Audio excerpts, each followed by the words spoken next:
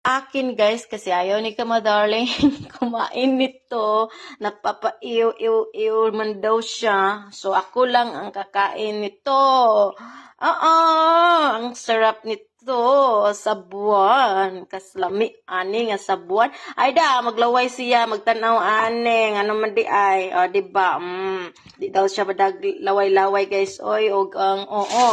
Oh, samot na kani guys. Samot na siya ani nga mag-ew.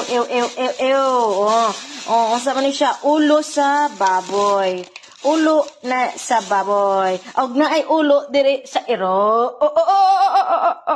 Oh, di ba? Ayan ang mata. Nakita niyo ng mata? Oh, bilong-dalonggan. Ang sarap nito, adobohan. Alright. Ayun na. Nakita niyo bang ngipin? Ayan ang ngipin. Tsaka ito, kami darling, nagusto din niya kumain ito ng ano guys. Ayan. Ang laki-laki. Ang laki-laki nito. Sige, bye.